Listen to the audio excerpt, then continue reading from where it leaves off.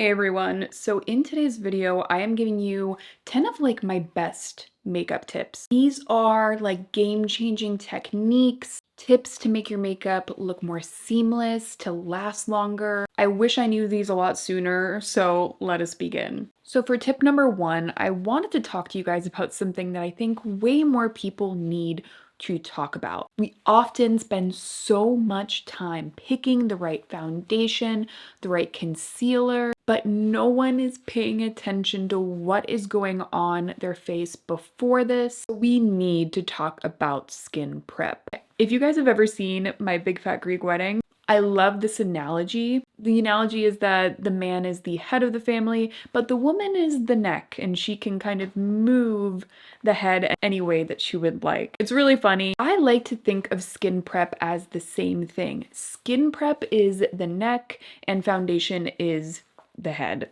Skin prep moves the foundation to be a different way depending on what you do. Thin layers of moisture and thin, really beautiful skin prep and skincare products completely will change the way that your foundation works.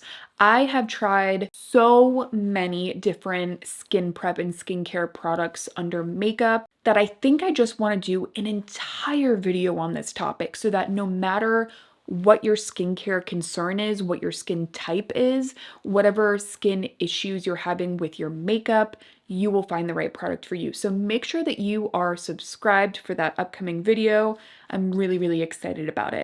But today I'm going to use the Ilia Face Base Milk. Now I'm just trying to use this one up. It is expensive. I love it. There are other products that are a little bit less expensive that I also love and really do a good job of prepping the skin. But you can see here, this is a liquidy, milky essence toner. This is going to really add hydration into your skin without there being a really heavy layer of moisture that creates this awkward film on the skin. It's also a completely customizable product because it layers so beautifully. You can keep adding layers to get more hydration, or you could literally just apply this and put sunscreen on if you are more oily. I always make sure to take it up under the eyes, and I always take the excess on the neck and on my chest. Also, I always put it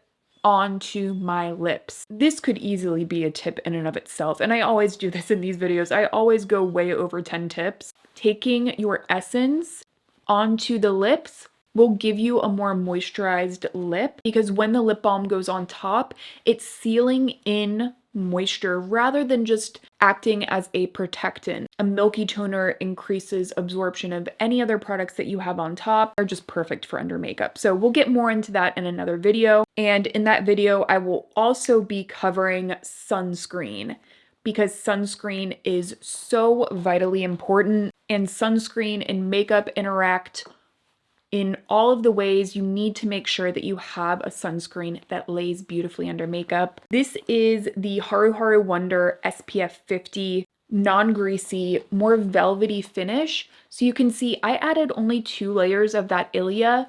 I am putting on the sunscreen, and it's going to act as my moisturizer because some of my other base products are very dewy. So again, if I want to even out my skin and create a good synergy, I don't need 15 layers of dewy product. So again, I'm just taking this all over the face, no white cast. It is so good for sensitive eyes. I love this sunscreen, and you can get it reputably on Amazon, which, some K-beauty products you can't get reputably on Amazon, but I know for a fact you can get Haru Haru Wonder on Amazon reputably. So here we have the base. So let's move into my next tip. So for example, I have the Ciel Tint and Protect. I have been using this product really on repeat this year. You will certainly see it in Best of Beauty 2025. But with a product like this in this little dropper bottle, and I'm guilty of this too because visually it's nice to be able to show you guys when I put the dropper directly on my face what the texture is like. Aesthetically it's kind of pleasing to see in video, but when you guys are just sitting at home, Rather than just putting the product directly on the face, this is kind of a 2-in-1 tip. Again, it's always more than 10 tips. Always take your foundation onto the back of your hand first. And I know that some of you guys are probably already doing this, but stick with me here. I'm just taking the IT Cosmetics number 7 complexion brush. You guys, this is a really, really amazing brush. In fact, I have a travel makeup bag video coming soon. I have a feeling that this is going to be in that because it's just so multifunctional. But anyway, so I have my skin tint on the back of my hand, and I'm going to take the product into the brush. And this is actually called prepping the brush. I learned this from Katie Jane Hughes many years ago, but I had never like fully taken the advice until this year. And what you want to do is, again, you really just want to press that product into the brush so that it's kind of saturated very evenly. And you might be thinking, Amanda, why are we doing this? You use less product, I have found, so everything looks seamless for longer because you're using less product. The less product you're using, the less likely it's going to crease and cake up. So again, the next tip that I have for you guys once you've prepped the brush is to actually take this brush and put it exactly where you want the most coverage first. This is such a overlooked kind of tip, but you have a good saturation of product on this brush right now. Get it onto the areas where you have the most pigmentation. I don't need a lot of coverage on my forehead. If anything, if I had bangs, like fuller cover bangs, there would not be foundation going on there at all. But I don't. So I am taking it around my nose, which is a very red spot for me, especially this time of year with allergies. And I'm taking it all in this area, really pressing that product in. I get hormonal acne around my chin, so I always like to make sure that area is taken care of. And what's beautiful about this brush is you can really press the product in to your skin, which if you have a lot of peach fuzz, it works really, really well because you're not kind of buffing the product and moving your hair upwards. So kind of pressing the product in kind of downward motions is always the way I like to do it. But you guys can see here, I don't really need that much coverage elsewhere. And I still have all of this product on the back of my hand, which, I mean, we're gonna use it because it's there. Prepping the brush, you really end up starting to get this better idea of how much product you actually need. So it kind of saves you money over time and pressing that all over the face. And by the way, if you do get red ears, especially if you find that, when you're sweating or when you're moving around a lot, some of us get like our ears start to get red. Mine don't, which is why I don't really take a ton of foundation onto them, but sometimes just hitting it with a little foundation can help. Just be mindful of any earrings or anything you have. So again, now I'm just taking the excess onto my forehead, just evening things out, but really, there's barely product on there. And this product is not going to sit in my fine lines on my forehead because there's just barely anything there anyway. And in fact, I gotta say, this sunscreen gives you such a velvety base. Really, really lovely. There we have it, you guys. I used the product right where I needed it.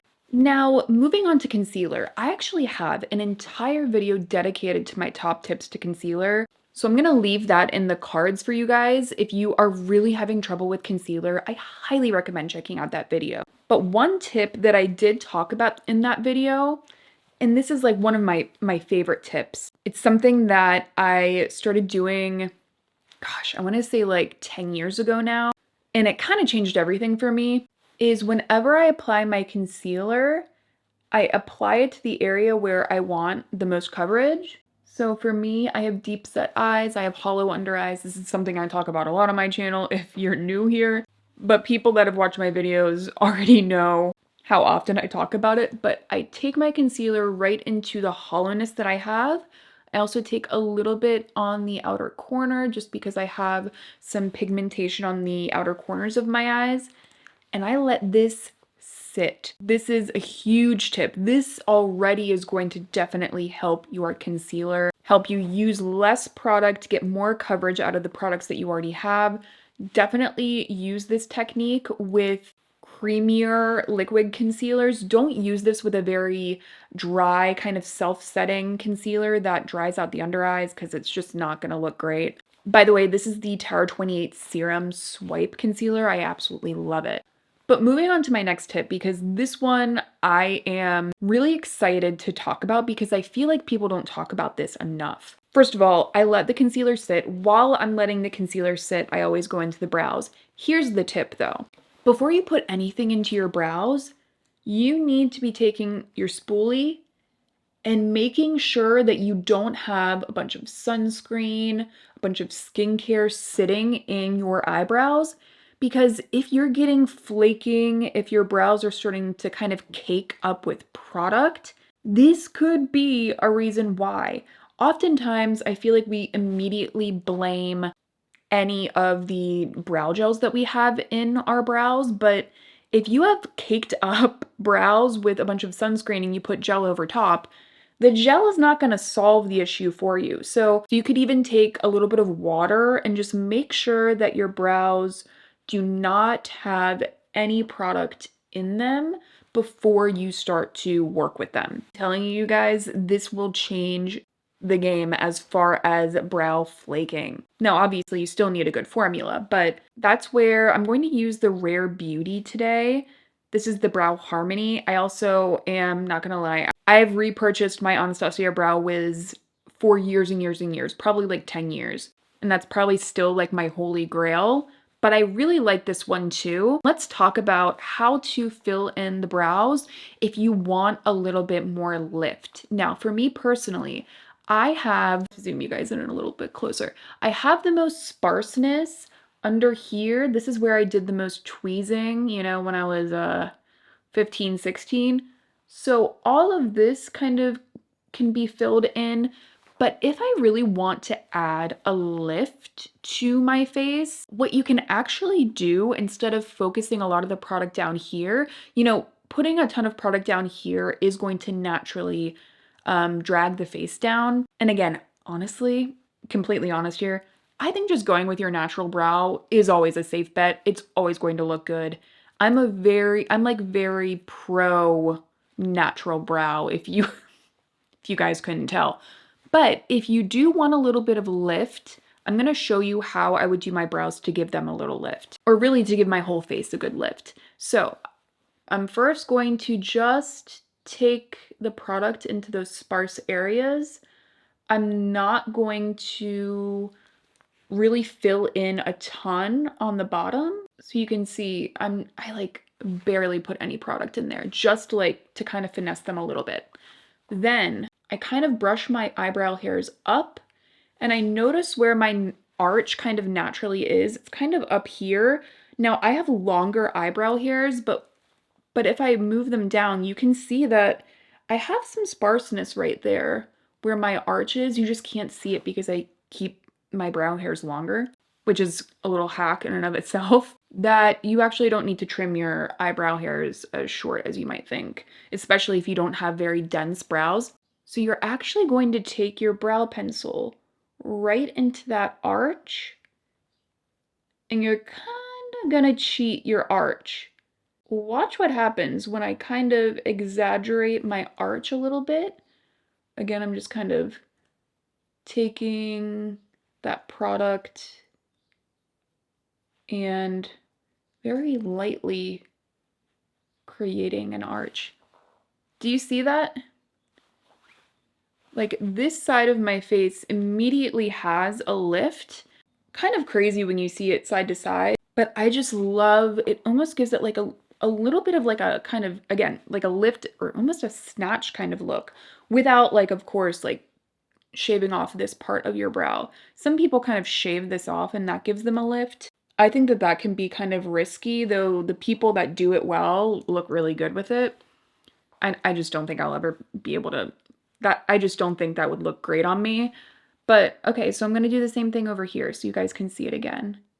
Filling in those areas where I have the sparseness where that arch is,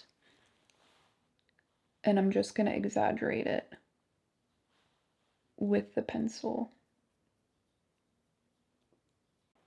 But really, we're just kind of adding a little bit of density there, and the eye is going to naturally kind of be drawn to that arch. Your face is just going to subconsciously look a little bit more lifted.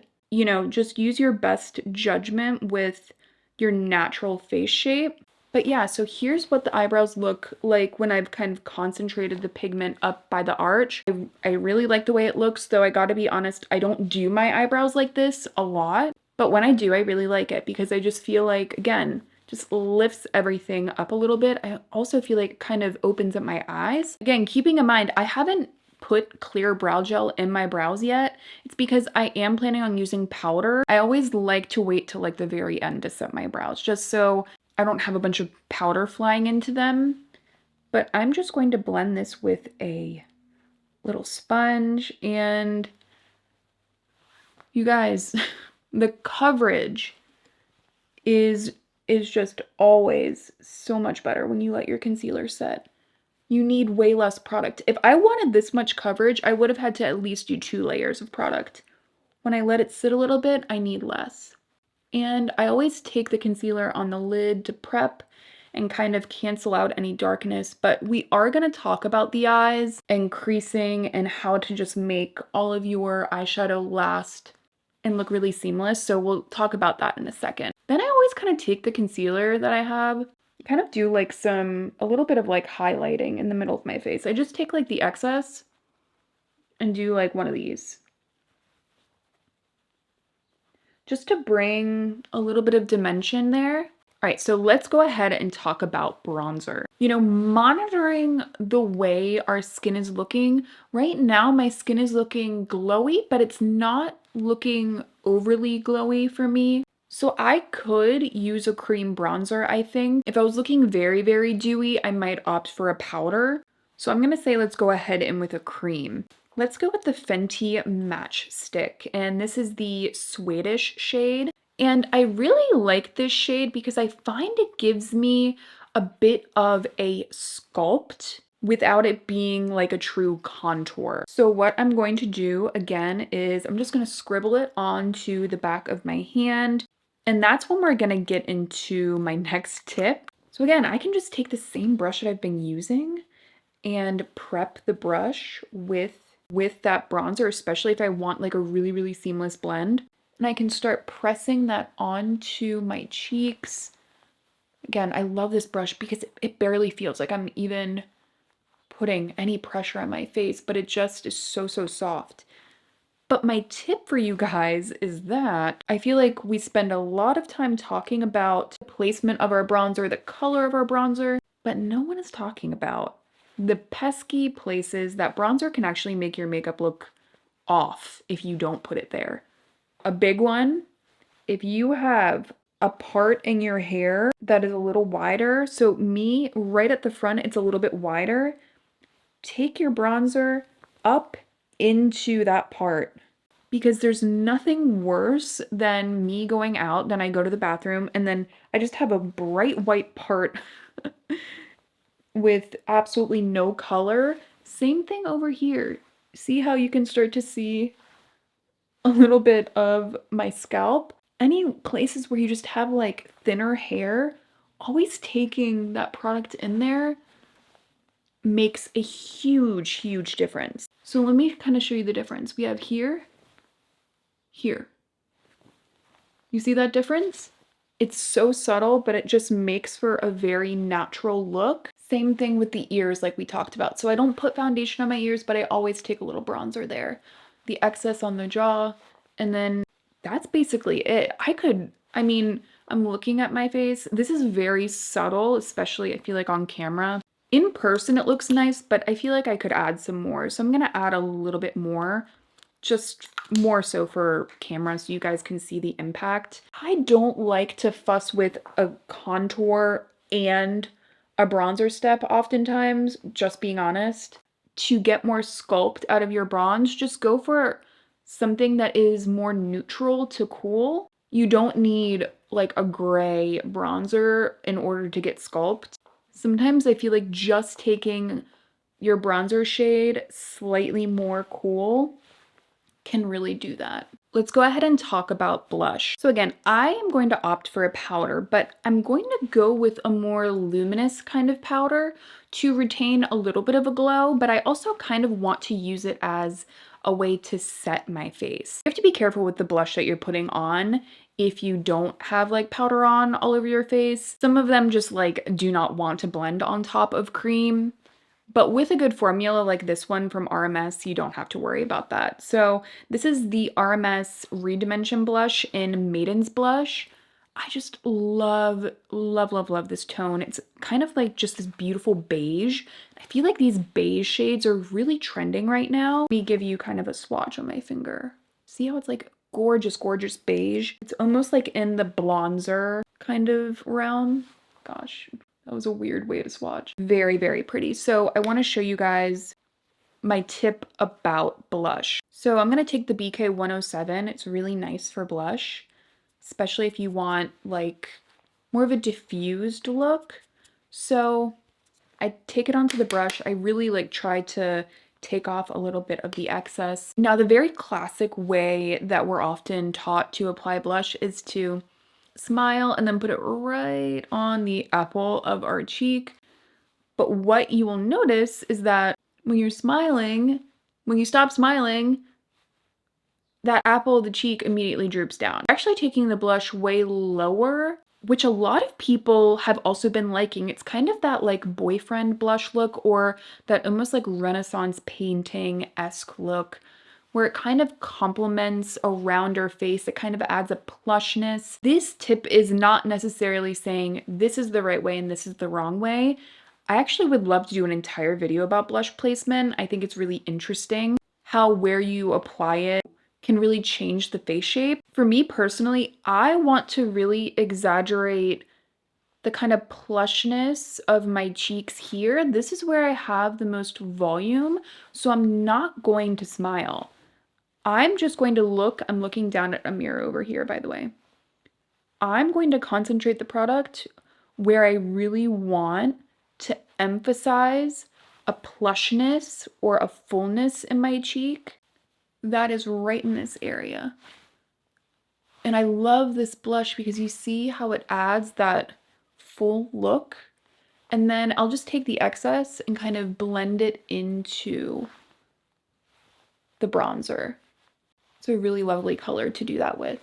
Do you see how it really just brings a beautiful kind of fullness to the cheek? Just absolutely beautiful. I'll talk about another place I put blush in, or blush on in a second. So same thing in here. I really want to emphasize this area where I have the most fullness. So again, if I was taking it right here, it would be down here, but then that fullness goes away when my skin is at rest, or when my face is at rest. Oh, this is the fullest area. Now it's not. This is now the fullest area. So that's where I'm taking the blush. And then pressing it. And you see how I'm tapping? I mean, this could be a tip in and of itself. It's something that I talk about a lot, is kind of tapping the product on will really ensure that the product is being applied almost as like a setting powder, and you don't have to worry about it kind of dragging or picking up. I'm just gonna say it now. I know I am not the only person that does this. So I used to get comments like back at the beginning of my channel being like, what are you doing? I always take blush right here across my nose. This is where I get sunburnt. I love the look. It reminds me of like 1980s kind of polo vibe. There's something really youthful about it, and I have always just found it to be very attractive.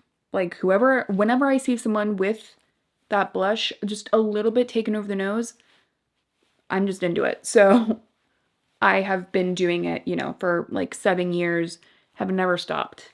We will talk about powder in a second because I think I might have a tip for you guys for that. But I do want to talk about the eyes. I get a lot of questions about eye bases. Like, what to put on the eyes to make sure that my eyeshadow lasts all day and doesn't crease. For me, long wear liquid shadows, matte shadows are the answer. So this one is from Ulta. It is the shade Hey Sunshine. I haven't tried this shade, but I have tried a lot of the other ones. These are such a hidden, affordable gem. If you are like a long time viewer of my channel, you will know how much I have loved these because they're just, again, really affordable, really smooth, and they set down matte. So I kind of take this all over the eye. And this is a really pretty shade. You know, a lot of their shades for a long time, they did recently repackage them. A lot of their shades for a long time were very cool toned. This is absolutely warm toned, and it's still blending out really beautifully. In fact, this would be a really pretty shade for green eyes. I mean, I have green eyes, so this would be really lovely for that. But you can also just find a shade that kind of neutralizes any of the color that you have on your lids. So for me, I could actually go with a color that's more similar to like my color corrector or my concealer shade. I'd use that instead of concealer if I wanted to, just all over the eyes. I've talked about eyeliner in a lot of my other videos, so I'm not gonna really stick here, but I just wanted to let you guys know what I'm doing in this step before I get into my next tip, which is I always take my little eyeliner brush, put it into either a powder or a putty. This is the Danessa Myricks Groundwork palette. If there was one eyeshadow palette that is matte that I could ever recommend, it would be this one. And today I'm just gonna take a powder. And I always kind of draw a wing rather than going straight into a liquid liner. This is easier to finesse, it looks more natural. And I just love that little lift that it gives my eyes. If you do have more hooded eyes, sometimes it's even more helpful to look straight into a mirror and then apply the liner looking straight into the mirror rather than looking down, because then the crease is going to come back up. Now, what I could do to make everything last longer is set the powder with either like a gel liner or a putty. Now, I love using kind of a putty because this is still going to be a little bit less graphic than a true cream. So this is a putty. I'm gonna just kind of coat the brush, taking it on the back of my hand. My hand looks crazy, by the way, every time I do my makeup. And then I just set, and it's gonna last longer. Now, if you want like bulletproof liner like this, go with a gel liner rather than a putty. But if you're going for something kind of softer, smudgier, setting this just with the putty is enough. And there we go. And why do you guys think like I love this palette so much? Because honestly, I could have just skipped even using that liquid shadow. I love the liquid shadow, don't get me wrong. But I could have just taken like this putty and then set it even with the powder and gotten like a very similar look. So let's talk about how to like instantly elevate your makeup when you go into your lashes. So first of all, lash curler. It is not a negotiable. For me, again, not a negotiable. I probably should have done this before I put on any other product, but I didn't. This will kind of smudge things if you're not careful. So try and be better than me. You're going to take a waterproof liner and tight line. Now, this is something that is so subtle upon first impression, but it makes a huge difference. It gives you that je ne sais quoi. You're really not even sure right away what it is, but it makes everything look elevated and more professional. So I'm going to show you on this eye this is the Sochi Waterproof Precision Eyeliner. I really don't use another eyeliner to tight line, period, because this one is so good. It's very precise, and I'm just wiggling it in between my lashes. And I'm telling you guys, so many immediately just start running. This one does not, and I love this color. This is the color Lovesick, which is like a kind of chocolatey brown. So it really kind of pops my eyes without it being like a harsh black. Do you guys see the difference? The density that this eye has in the lashes versus this one. It's subtle, but it really pulls everything together. So doing the same thing over here. You can also kind of take this out onto the outer corners if you want to make sure the colors are consistent. Let's talk about mascara, shall we? So this is the Ritual Defee Levitation Lash. I love this mascara. However, it kind of loads up on the brush quite a lot, and it isn't at that perfect like dryness level. You know how like a mascara after it's dried out for like a week or two, it's like at that perfect level sometimes? This is not at that level yet. A tip that people do not use enough. And if you get really, really clumpy lashes, no matter what mascara you're using, it's just to remove the excess. It is such an old school tip, but it just makes such an impact. So I have taken off the excess product on the back of a tissue, and now the mascara is naturally a little bit drier. There's less product. And look at that volume that I get. I'm still able to get that really voluminous look without there being so much excess product sitting on my eyelashes. That's like 1.5 coats. Also, this is just a good mascara in general. And have you ever been putting on mascara and you're like, why does the second eye always look better? You know why? Because you put all of the product on the other one, and then this one, the second eye, naturally has less product on it.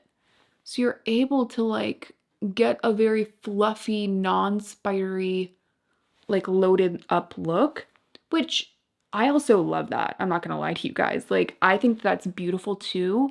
But for every day, I don't want anything super clumpy. Oh my god, you know when you have an itch so bad, but you know if you itch it, like your makeup is gonna come off? That is the experience I'm having right now. So if you are someone that always deals with that really clumpy lash look, definitely drop me a comment if you try this trick and let me know how it worked for you. So, like, I don't think I need a ton of powder for this look. I was kind of waiting on my skin to see how dry it was. For me, I feel like this finish is nice, but I think I'm just gonna take a touch, just a little bit of my RMS. Which powder is this? This is the Hydra Setting Powder. I love this setting powder. Really an underrated setting powder. I'm taking a whisper of this product. Whisper of it. Like, add as much as you think you need on your powder brush, and just tap off a lot of the excess. Like, give it another tap if you're worried about it. And I'm just gonna take it in like kind of the center of my face. You see, there was powder that was just applied there, but it's just so subtle and I'm not overloading my face with it. Just in here, I think kind of gives it a nice smoothness. I'll take some excess under the eyes a little bit, onto my chin, around the corners of the nose, into like smile lines, or if I want a little chisel, I can do one of these. That minuscule amount of powder I used for my entire face in here. Or not my entire face. I don't know, a third of my face. You need so much less powder than you think. You know, if you were coming to me and you were like, I need my makeup to last 16 hours, we might be adding some more powder. But this is really all you need for every day, especially if you have more mature or dry skin. Another powder I've been loving, the new Givenchy. Thank you, Givenchy, for coming out with a pressed version of your powder that is actually good. I really like this one too. Before we go into lips, it's a great time to set the eyebrows. But again, what you want to do before you put any gel in is just take a look and make sure you don't have any bronzer, blush, anything really sitting on the top of those brows. You know what I'm finding interesting? I'm seeing brow cowlicks kind of being a trend. I think it's so interesting because like back in the day, I used to be obsessed with like Mary-Kate and Ashley's eyebrows, and they always had like their eyebrows kind of facing in a little bit. I love, I mean, if it wasn't obvious already, I love kind of this boyish eyebrow. and I always have, but I want to kind of show you how I would do that. So I don't know if this is really a tip. This is just like, this is how I'm doing this right now, but I kind of take the brow towards this way a little bit, and then just use the gel to set the rest of them back. Press them up a little bit in the front. I really like the effect. You could also go for something very smooth and sleek. You can definitely achieve that with this brow gel. This is the Jones Road, but I just wanted to show you guys how you would do more of that kind of boyish, youthful kind of thing if you wanted to. So I'm going to quickly do my lips and then we'll be back for my last tip. For the lips today, I just kept it really simple. I just used my Fui 3D Volumizing Gloss. This is the 30% color versus they have like a 70% color with more saturation. Love this color, the formula. These are literally just the best glosses ever. Now, my last tip for you guys, if you really want to elevate your makeup look and make everything look very seamless and almost like there's less makeup on your face, one, using a setting mist will definitely help everything melt together. I'm going to do that in a second, but I wanted to show you guys another technique, which is using a freckle pen to add color back to any freckles you have on your face. I can do the same thing over here and just barely tap it out. Now it looks like there's no foundation there at all. I'll show you guys over here on these. I kind of missed that one actually, but you can kind of just blend it out. But let me show you even, look, I have a pimple there. You can kind of see it a little bit. What pimple? That's not a pimple. That's just a mole. This technique also works really well if you've put like bronzer on your neck, or if you are doing more of a glam look and you have like a decent amount of foundation on your neck.